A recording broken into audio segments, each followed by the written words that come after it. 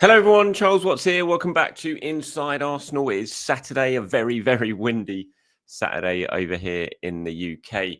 Hope you are safe if you're watching this in the UK, wherever you're watching it around the world. Hope you're having a very good start to the weekend, and what a big weekend it is. Hopefully, and I say that looking out my window and seeing my garden fence swaying suspiciously like it is about to fall over, which I sincerely hope it does not.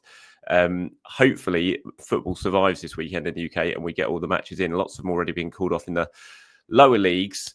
My son and daughter's football training has just been called off, as well as our trip today, or planned trip today, to Hyde Park Winter Wonderland, which has been closed because of Storm Dara that is hit. But hopefully the Premier League survives, because Liverpool versus Everton, or Everton versus Liverpool, is coming up at 12:30 today, and that should be a really cracking game, and one that potentially you would see Liverpool dropping some points in. So hopefully that game goes ahead. We shall see. But Arsenal should be fine tomorrow. Their game against Fulham, the Storm would have passed by then.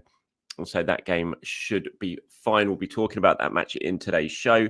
Look at what Mikel's been saying ahead of that game. Some more stuff from his press conference. As I said, there was some really interesting stuff I thought about Emile Smith Rowe and Ethan Nwaneri in yesterday's press conference that we'll discuss. Got some comments and questions from you guys as well, when Emile Smith Rowe has been speaking over with Fulham ahead of his first match against Arsenal since his summer departure. So let's get stuck into it. And this I thought was really interesting from Mikel, who kind of opened up on the decision to let Smith Rowe and Fabio Vieira go in the summer, and kind of revealed that those decisions were taken with Ethan Nwaneri's development in mind, which I think we all probably suspected was the case. But this is the first time he's really talked about it. I thought it was quite interesting. So he was asked about being reunited with Smith Rowe this weekend and the decision to let him go. He said it was a very tough decision, obviously, to let him go, especially because personally I feel grateful for what he did for the club and for me in that period of time. I think he was instrumental in changing some things around.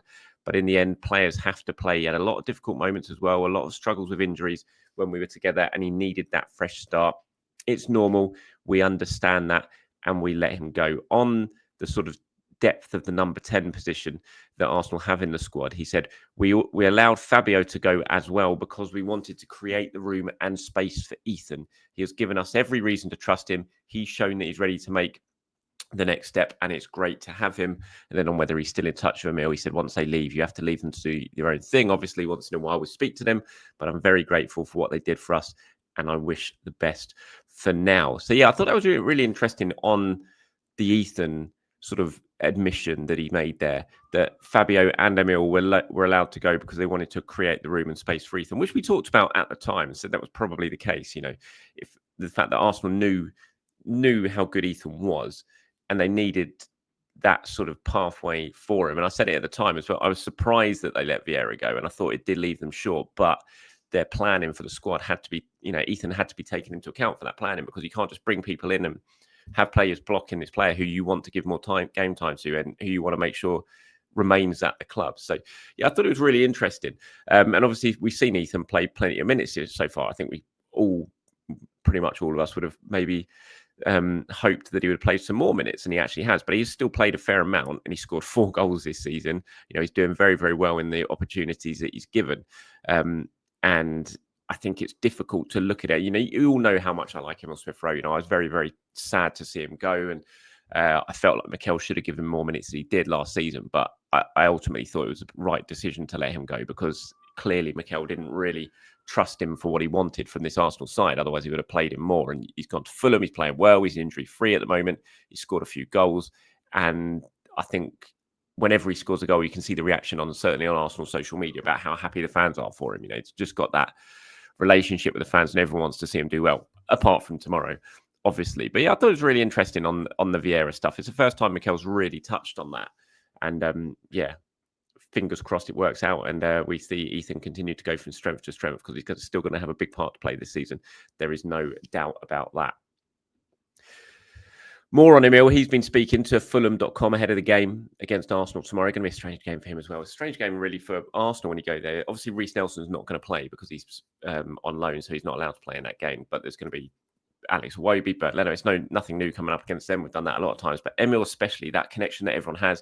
Sure, the away fans at Fulham, and they're always in good voice, the away fans at Fulham, are going to be singing Emile's Smith Rowe's name plenty during the game. And Emile was asked about what it's going to be like coming up against Arsenal. He said, it's a massive game for me personally.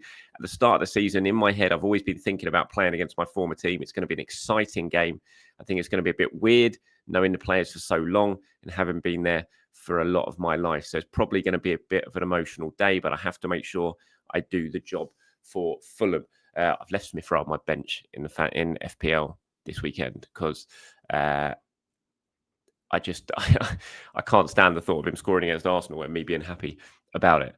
I want him to score every other week, but not this weekend, obviously, although I think it's pretty much a given that something's going to happen with Emile and on the pitch tomorrow, hopefully. Even if he does score, Arsenal score more goals and they win the game anyway. And I've said my piece on Emile, and you guys always have a go at me. Well, not always have a go at me, but you always know that during the summer anyway, that I spoke about Emile too much, and it was should be called Inside Emile Smith Rowe or something, this channel. But he was just such a favourite player of mine. And as Mikel said in that comment just back here, you know, where he says that he did a lot of things for the club and for me, he did, and that shouldn't be forgotten. And I don't think it will be forgotten by the majority of the fan base. You know, when Arsenal were right at rock bottom and they needed someone to come in and help drag the club up again, you know, Emile Smith Rowe and Bukayo Saka did that.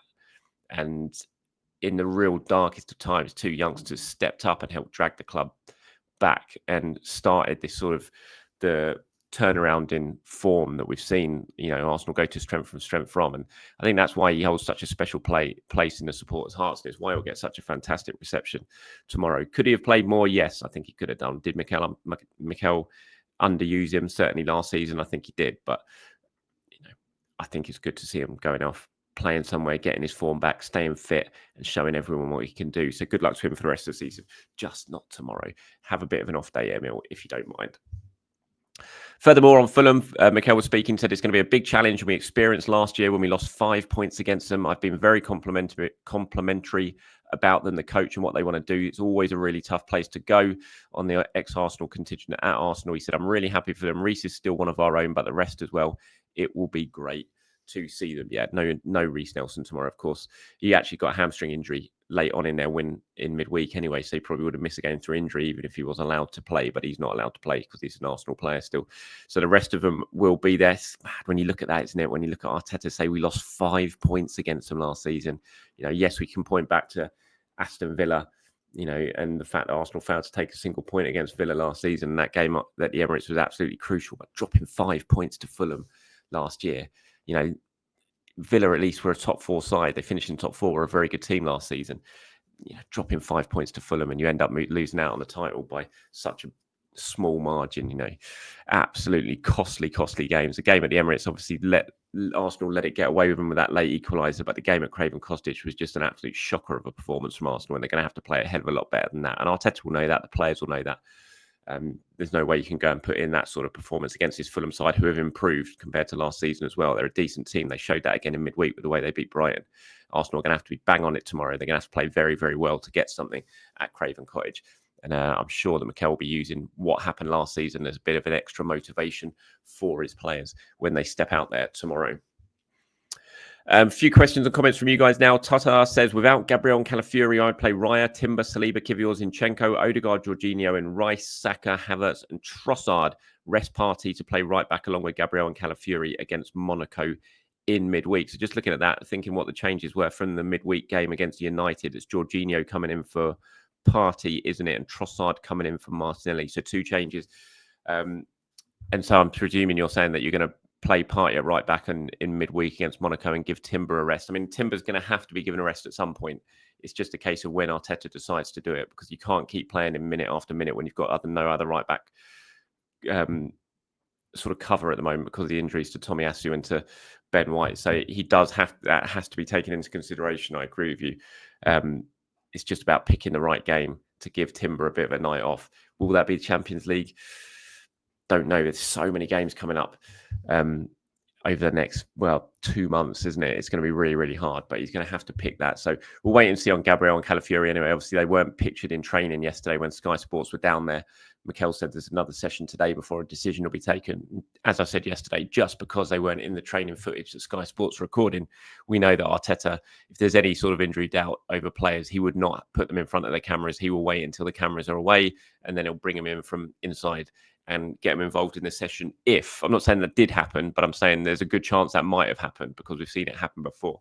So I wouldn't take it as a given just because they weren't in those open training footage that Sky Sports showed mean that they are definitely out. The top one there, sorry, I can't pronounce that name. Apologies. Nomonsky, I think it's something like that. Says Fulham will be much harder a game than United because they have the ability to hurt us in attack. Plus, ESR and Iwobi will be looking to make a statement. I don't know if Reece will make the game, but if he does, I'm not too worried about him. Timber will lock him up. He's not going to make the game. He's out. That being said, we definitely need Gabby and Calafiori back. The latter more so than the former because Zinni will cost us in a game like this. I would start Martinelli, not because he's better than Trossard, but because Fulham will provide more space for us to attack. And we need his pace to stretch the field. Haven't been impressed by him over the last 2 seasons because he's incredibly one-dimensional. I don't think he's an intelligent footballer, but let's see. I predict a narrow 2-1 win for Saka and Havertz. I think that's pretty harsh about Martinelli, I have to say. Jonathan says, Fulham is the hardest opponent remaining this year. We have to go all out with our best team. Gabby and Calafiori should start. If they're fit, they will start. It's not a case of them being rested for this game. If they miss it, it's because they're injured. If they're fit, they would definitely start this game. I'm sure about that, especially as they missed the game in midweek. Adam says, Fulham looked very good against Brighton last night, a couple of nights ago now. We're going to need our A game. Indeed, we are going to have to play very, very well. I do like this Fulham team. You know, they're 6th in the Premier League now, and they're 6th for a reason. They play really good football. They keep the ball well. They control games. It's going to be really, really difficult. They did have a bad home defeat recently to Wolves. They did go down to 10 men then, and the second half sort of got away from them a little bit, but shows they might be a little bit fallible in defence as well, conceding that amount of goals to a pretty poor Wolves side at the moment, who are struggling right down the bottom of the table. So maybe that gives Arsenal a glimmer of hope going into the game that if they can play well and they can stretch the attack, then this Fulham defence is certainly breachable. So thank you very much to all of you guys there. Toby here sort of follows on from what the previous guy said about Martinelli. Says Martinelli needs to step up. Let's not sugarcoat it. The team is carrying him at the moment. I know he works hard supporting in defence, but that's valuable in the system. But surely he can make better decisions in attack. We can't keep making excuses for him. That left-hand side is so bad in comparison to the right. Imagine the level Arsenal can go if the left-hand side had more output. Again, I just think Martinelli's a bit of a whipping boy from some at the moment. I think it's pretty harsh. I don't think he played that badly against Man United. I think Arsenal won a corner from which they scored from Martinelli getting down that left-hand side. He did stretch the game. He's had some good games in big games this season. He was very good away at Man City. He was very good in my mind away against Spurs. Just find he's a little bit of a whipping boy at the moment, which is a little bit harsh. You know, he's done an awful lot, Gabriel Martinelli. Could he have scored more goals this season? Yes, I think he could. Could he improve his decision-making in the final third? Yes, I'm not arguing that. But look, the team hasn't been carrying Martinelli. I don't agree with that at all. And I don't agree with the fact that he's not an intelligent footballer. He is. You don't play in this Arsenal team if you're not an intelligent footballer. You don't have the backing of someone like Mikel Arteta if you're not an intelligent footballer. Could Arsenal potentially improve on that left-hand side in the summer transfer window? Yes, and it wouldn't surprise me if they do. We've seen in recent transfer windows they have looked to sign left wingers. They wanted to sign Nico Williams last summer. They couldn't get it done. They wanted to sign Mudryk a couple of windows before that. They couldn't get it done. So clearly that is an area that Arteta and the recruitment team are looking at potentially and improving. I think Martinelli could potentially find himself being sort of put back in the squad a little bit if someone does come in the next couple of windows. But I don't think he deserves some of the stuff that's being said about him. And I don't like there with Toby. I know everyone's open to their own opinion, but I don't think the team is carrying Martinelli at the moment. He scored 4 goals in his last sort of 10 or 11 games, I think. So he's chipping in and he's scoring goals. He's providing assists.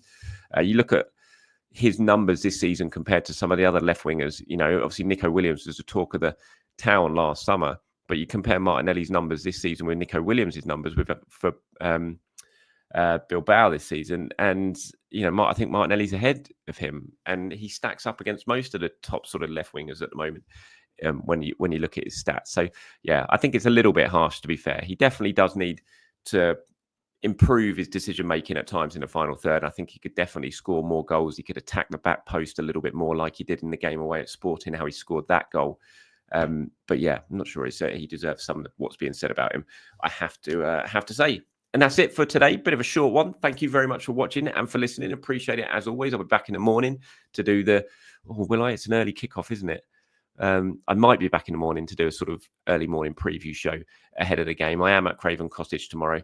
in the press box. So I'll definitely do a video after the game and sort of immediate post-match reaction and player ratings, that sort of stuff. I might do something in the morning. We'll have to wait and see on that. So keep your eyes peeled just in case. If you do want to get involved in that show, if I do it, let me know your thoughts in the comments below ahead of the game against Fulham. See if any more team news emerges in the next day or so ahead of that one. But until then, have a good Saturday. If you're out in the UK, mind yourselves, watch out for the weather, watch out for the wind, stay safe, and I'll see you all tomorrow. Have a good one, people. Bye-bye.